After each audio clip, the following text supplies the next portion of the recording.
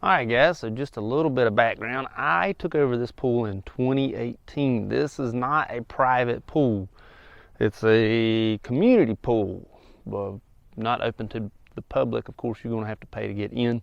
But it still runs like a business. Things run like a business here on a good year, on an absolute good, perfect year where we're only paying staff, basic maintenance costs, chemicals, things like that. You're looking at $50,000. 50,000, $50,000 in order to run this, what you see here. So it is pretty large, and the bill is pretty large in order to run it. And this is what it looks like in December, a couple days before Christmas. All right, guys, it is currently December. It's about 40 degrees outside right now, and I saw a video yesterday of a YouTuber down in Florida. The channel's name is Tavares, but the YouTuber is Freddie, and he showed his pool down in Florida. So I decided, you know what, let me show you a wintered pool in North Carolina, what it looks like. And like I said, it's about 40 degrees right now. The pool's been shut down since Labor Day, September of 2022. Let's go ahead and take a look and see what this thing looks like. Oh, she green. She green. Not to mention, that's something there floating. This is a gross pool. I did bring my underwater camera just to take a look at it. This is 180,000 gallons gunite. This pool was built in the 60s. It is roughly 60 years old. She's old. She got some age on her. If you can tell, it's 4 lanes. 1, 2, 3, 4. 25 yards each. It would be 25 yards by 25 yards. That is the deep end. And that over there is the shallow end if it was a square. It's not a square. It's this sort of weird Tetris shape. But this is what you got. Now let's go over some common issues that we have to worry about here. So since the pool's got some age on it, we got some cracks. This one's been patched. I patched this one last year. You can see where we have another one right there starting to form. The pool likes to crack, especially when you have hot summers and cold winters followed back to back. We get these cracks right here.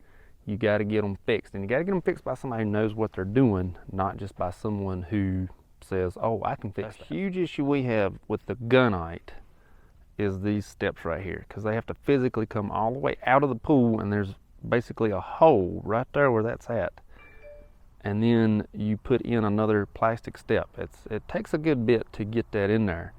Not an easy process. I actually had a construction crew come out and say, you know what, we're not touching that.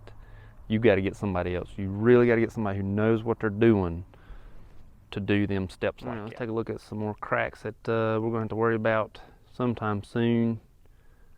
See if it's picking up here. Right there. Little cracks right there. Hopefully those are showing up. We're going to have to worry about them. Now, cleaning this deal, the best way to clean this thing is to completely drain it. Pressure wash everything with an empty pool and just completely take everything out. 180,000 gallons. That takes quite a while to go ahead and drain it. Then it takes another probably week or so to get everything cleaned up, because it's going to be full of sludge and grossness and whatnot, dead animals, things like that, and then refill it with water. If you refill it with a garden hose, 180,000 gallons on a good week, and I'm talking you have good weather, not a lot of heat, maybe a little bit of rain to help you, takes 1 full week. An entire week to fill this with a regular garden hose.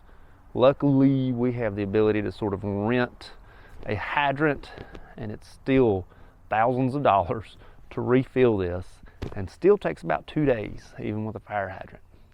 All right, so because I am genuinely concerned or interested in what this looks like down below, we're gonna go ahead and throw us a camera in there and take us a look, see how this thing looks.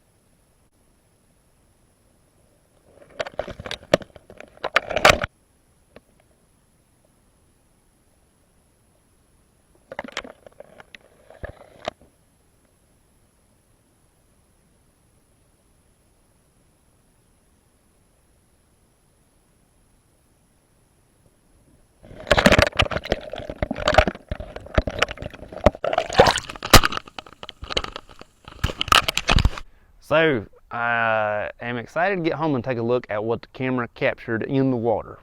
I've always been curious as to what it looks like when there's water still in it. I've seen it plenty of times empty with all the green sludge still in it, but I want to see how it looks underwater currently as it sits right now in the middle of December. And hope it helps. I hope y'all enjoyed it. Have any questions about it, let me know. I'll do my very best to answer them. Hope it helps. Thank you much.